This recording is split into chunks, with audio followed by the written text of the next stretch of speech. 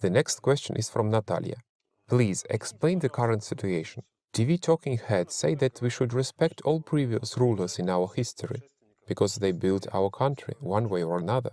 So far it makes sense. They're talking about tsars, emperors and so on. But for some reason the Soviet period is left out. The same experts who urge to respect any country's history and narrate about good tsars, bad things supposedly should be left out, because it is history and only good things should be mentioned. Regard disrespectfully towards the Soviet Union, the Soviet way of life and so on. Why is it acceptable to talk about bad Stalin, but not acceptable to talk negatively about even a helpless scapegoat Tsar? Why? Because our flag is tricolor. Because the symbol of our sovereignty and our victory in the Great Patriotic War, Stalingrad, is called Volgograd. Another symbol, Lenin's mausoleum, is covered up by screens at the time when it should be used to take Victory Day parade. That means there is still a colonial administration, which in many aspects conducts governance of Russia in the United States' interests. Accordingly, anything positive about Russia in mass media is forbidden. How we've been spoken about how good the Tsars were, really? Were not they the same Tsars who led Russia to step over the cliff into the abyss of total collapse of the civil war? Why is it forbidden to talk about the Soviet Union? Simply because the Soviet Union under Stalin's leadership became indeed a subject of global politics possessing full state sovereignty. The Soviet Union began to rebuild the world, the whole world, creating its own governance system. Can those who are oriented to be a slave, a flunky, an American lackey, endure that? How is it possible to offend the master, a white sahib from London? Wearing bast shoes. Russia went first into space, made first civil nuclear reactor, and did first many other things. Kennedy said, the Soviet Union won the space race behind the school desk. The Soviet Union is an example of real sovereignty and powerful state. The Soviet Union is an example of how personnel matters may be resolved through social elevators and how real sovereignty is obtained.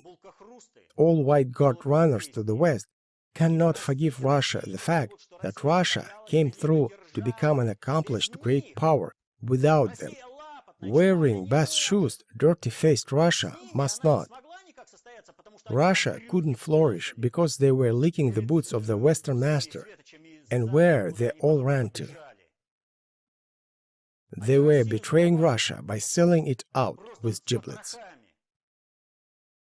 Through the whole Russian history, only two Russian Tsars were able to fully protect the interests of Russia and conduct global politics in Russia's interests.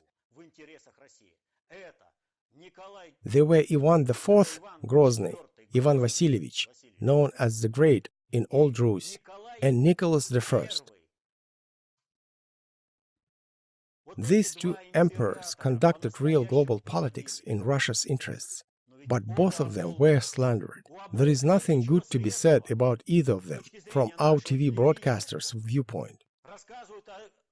They tell about Alexander III, who signed the decree about Russia's destruction during February Revolution.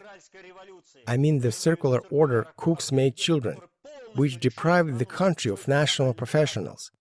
They like to talk about Nikolashka, Nicholas II, who crawled on his belly trying to please Europe. There was saying at that time, rumor is rolling over Rus. Nikolai went off the hooks. They like to talk about Alexander II, who gave away any achievement of Nicholas I. They are doing it consistently. Alexander I, for no obvious reason, got into the war against Napoleon when we could have won fast and easy. Kutuzov talked to Alexander I, warned him. Alexander I realized that later and asked for forgiveness from Kutuzov. "Forgive me." What was Kutuzov's reply? "I will forgive you. Ask Russian people to forgive you for all you have done."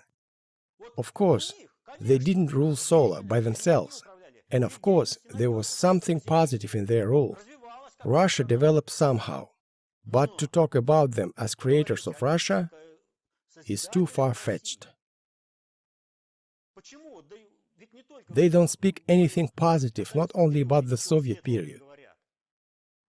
Was anywhere anything a good spoken about Nicholas I, about this extraordinary, truly extraordinary Russian emperor? He was an equaled emperor among all the rest.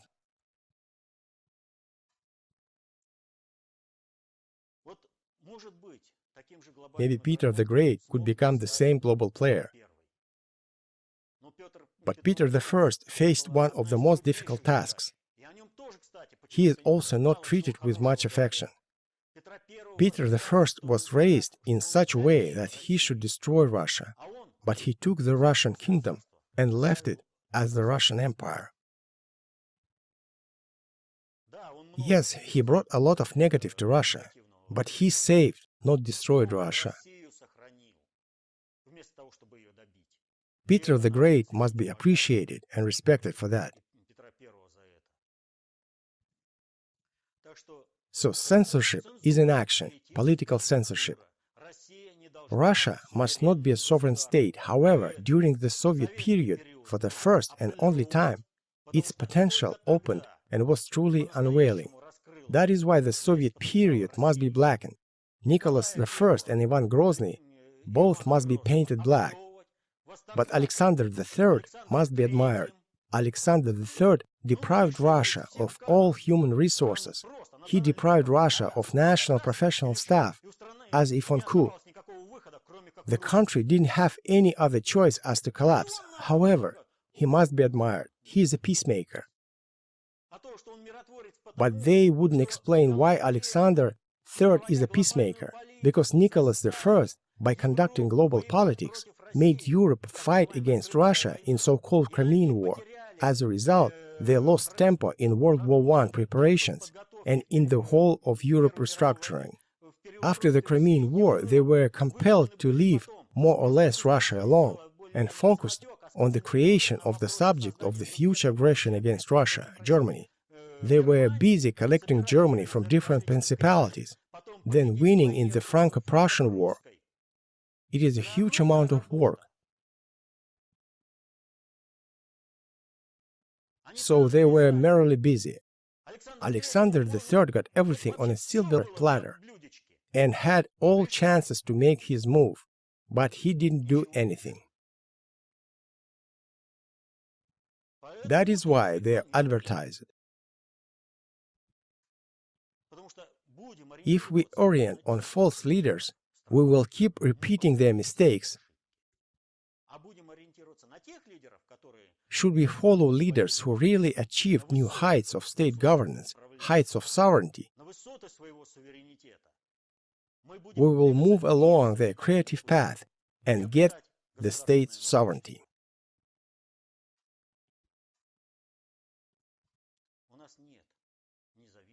We don't have either independent TV or independent mass media at all.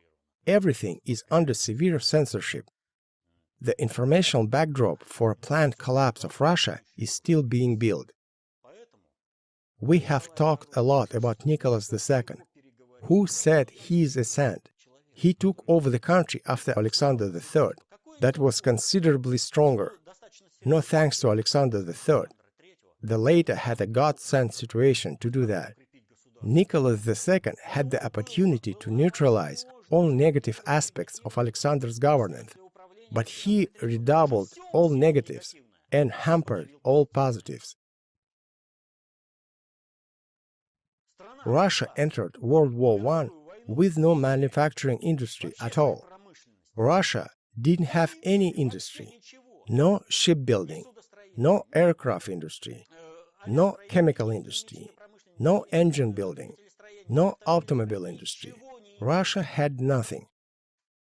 Russia was at the mercy of the West for any minute mechanical component. So, there is that.